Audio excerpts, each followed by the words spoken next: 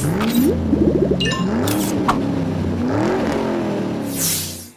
is the 2025 Nissan Kicks. This is a little bit larger than the previous generation. It also replaces the old Rogue, and there's some big changes, not just on the exterior and its looks, but the interior refinement and the materials have also been improved. Lots of standards that come with this car that the competitors don't offer. We're gonna go through this vehicle outside and inside, take it for a test drive, and in the end, we'll give you our pros and cons, and we'll talk about pricing as well as the competitors. There are 3 trim levels, the S, the SV, and the SR. There are also 7 mono colors and 7 two-tone colors, which I really like to give you that choice that you want the vehicle to look like to match your personality. Roof options come in either black or red. LED headlights and taillights are standard across the lineup. I do like the 3 bars here, giving it a very distinctive look, especially coming down the road. And of course, this is the SR trim, so it's fully loaded. And I really love this blue color. It's very rich and very powerful. There are some dimensional changes on the new Kicks. It is 2.8 inches longer, 1.6 inches wider, 0.9 inches higher, with a ride height that's 1.5 inches longer on the wheelbase. It also gains a full 1.4 inches of ground clearance. That makes a total ground clearance of 8.4 inches, making it a slightly bigger vehicle than the previous Kicks. All of these dimensional changes do come with a very small price of an additional 358 pounds. There's an optional panoramic roof that is available on SV and SR trim levels. The Kicks is made in Mexico. Warranty is 3 years, 36,000 miles, and matches the roadside assistance of the same 3 years, 36.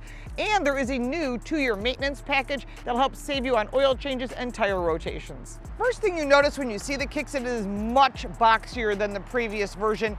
It's inspired by a sneaker, so that silver line you see across the bottom is meant to be the sole of the sneaker, which is also what you see in the black, and then it sort of looks like a high top sneaker, hence the name Kicks, which is what a lot of kids call their sneakers.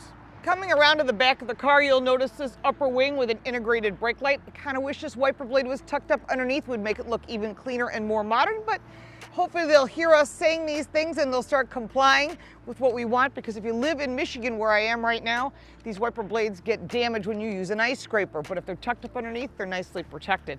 That's why I keep saying that. Flat all the way across the back. This is part of that new, more structured look, much like a sneaker. LED taillights. This is the SR. It's all-wheel drive. You can also get front-wheel drive. We'll talk about that in just a second. The Nissan logo is here, and the Kicks logo is there. Very nice and clean. Very modern compared to the previous one. I like the bold new design. It definitely stands out on the crowd. The platform of the Kicks is that of an international platform for Juke. There is no longer the Nissan Rouge Sport available here in the US, and this will be taking up that whole gap of the old Kicks up to the full-size Rogue. Nissan zero-gravity seats are front and rear on all Kicks, and it seats 5 people. Heated front seats are available on the higher trim levels, and a flat-bottom steering wheel is really nice to get in and out of the vehicle comfortably. I do like the red detail on the trim, the red on the inset, as well as the speakers that are in the side of the headrest, only on the top trim level. You can get that amazing audio system, especially when it's built into the headrest. You usually don't see that except for in much higher trim levels. A nice little touch, but I do like this red and white detail that's throughout the car. Really nice on the SR trim level. Heading into the second row, they've added pockets behind each of the seats, as well as 2 USB-C charge ports behind the console. That is it. Very simple. 2 child safety seats can be installed on the back, as well as 2 cup holders that are built into the armrest. This is really nice. Plenty of headroom. There's grips to get out, but overall there's really not much under some pretty basic storage in the doors, but at this price point, that's pretty much all you're going to need. Under the hood is a new 2-liter inline 4-cylinder engine that makes 141 horsepower and 140 pound-feet of torque. That's 19 more horsepower and 26 more of torque compared to the old Kicks. Now, every Kicks comes with a CVT transmission and front-wheel drive with an optional all-wheel drive on every grade. Front-wheel drive gets 31 miles to the gallon combined, and the all-wheel drive is 30 miles to the gallon combined. It does run on regular fuel, which will help save you some money, and it rides on 16-inch tires for the base model, 17-inch for the mid-grade, and the SR rides on 19. Intelligent all-wheel drive is available, as well as improved handling and ride, as well as suspension and a quieter interior. So when you get to that center console, you'll notice that there's a Prindle. So it's a normal shift lever, which actually I like versus these electronic things that can cause problems. And then you have your drive mode button. You can go into standard, sport, or go backward, go down to eco or snow. So there are 4 different drive modes. Very easy. I do like this red detail. I think they did a fabulous job. 2 cup holders that don't cover that area very deep for those big bottles of water and coffee that we all carry. And then a very nice soft and stitched center console, which is here, really, really nice. There's a lot of new technology and interior materials that I really like. First off, I really like the materials that they're using that look like carbon fiber, but it's a soft fabric, looks good. It's nice and soft, and I think they've done a really nice job with the details. There is a dual screen setup. It's a 7-inch touchscreen on the S trim. SV and SR will get the larger 12.3-inch unit. The digital gauge cluster is 7 inches on the S, and on SV and SR they get that 12.3-inch. There's an optional panoramic roof and an ambient light bar that runs through the door panels and across the dashboard. Really nice.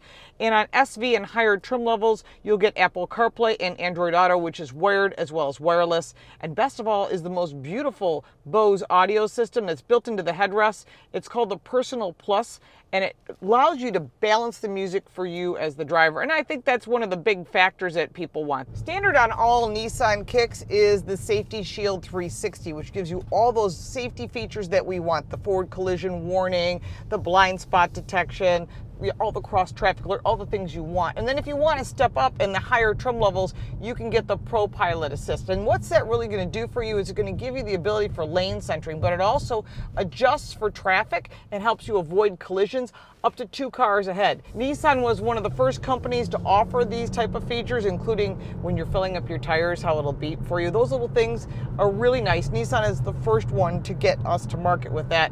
Now, as far as safety, check with the competitors, which we'll talk about at the end. Some include some of these features, some do not, and it's really important that you know what you're buying. Of course, insurance is going to make a difference. The more safety features, the better. Now, we are on a pretty rough road, and it is much quieter on the interior. There's more insulation on the glass, more insulation on the carpeting, and all of that adds up to a quieter ride, and I think that's really important. As far as the visibility itself, nice visibility out the front. A large piece of glass that slopes downwards so you can see the roadway. People like that. They want that higher seating position, which is why they like SUVs.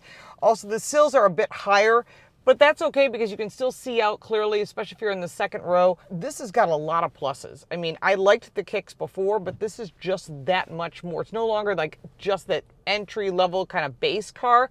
They've stepped up everything with the larger screens. Now, of course, this is the SR, and it's going to have all of the goodies because that's what they always give us. But the first thing you're going to see is these flat screens. You've got your digital gauges in front of you, which are really nice. You've got the ability to adjust what you want, whether you've got the music right here. It's a pretty quick processor. It's got AM, FM, and Sirius XM. Thank you for having AM radio, Nissan. A lot of them have cut that out. You've got your phone, and of course you can adjust your climate control here. There's additional climate control down below, so it's not you're forced to use that center screen.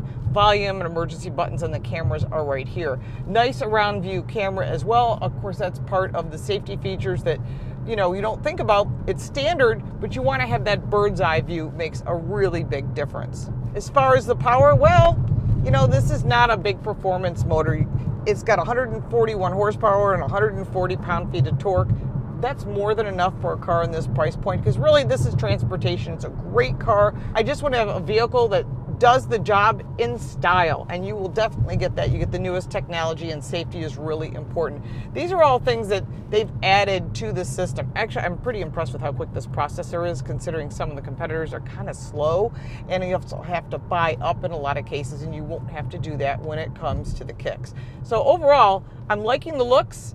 I like a lot of things about it. The seats are okay. I wish there was lumbar. I asked that actually in the briefing presentation. I'm like, okay, lumbar, and they said no, and I'm like, and I wish it was an engine option, either a high-performance engine option or a plug-in hybrid would be nice, or even an EV if that's what you want. You should have these choices. Remember, Nissan also sells the Leaf. They were one of the first people to come to market with an electric car, and that's also an option. If you decide you want to go electric, you can still do that. But overall, the inside of this SR is really nice. It's sporty. Just wish it was a little bit more power. When it's in sport, You think it's going to give you more power. It's not. It's going to change the shift points. It's not a magnetic suspension. It's not going to change the suspension.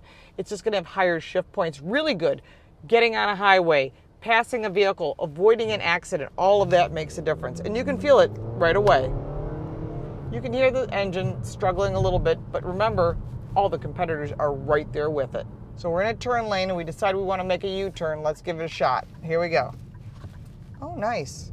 Very nice turning radius. A pleasant surprise. Let's take a look at the cargo space for the Kicks. It's a lot more than that of the previous generation. It's 30 cubic feet of storage with the seats up. Fold down those 60/40 rear seats and you're up to 60 cubic feet of storage.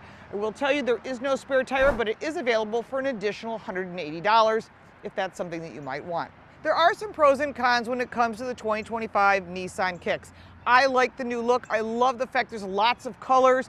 It's a really cool little car, and it has just enough power compared to the competitors, which we'll talk about in just a second. But overall, it's a very compelling offer, and I'm sure the insurance rates are also going to be very competitive, but it's important that you check that out before you make a decision. On the negative side, there is no additional engine options that are available. There is one, and there is no lumbar support on either the driver or the passenger side.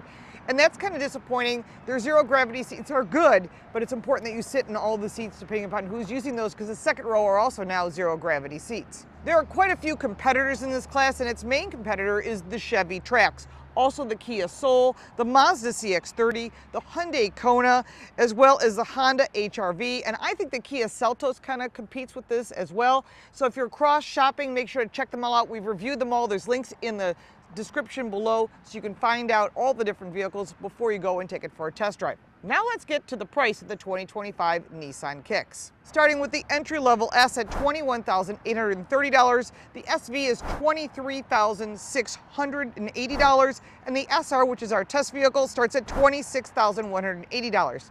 Now add in all-wheel drive, because I'm giving you base prices that are with front-wheel drive, and you could add an additional $1,500 on average to get to that all-wheel drive, and check all the boxes on our SR, and it came in just slightly over $31,000.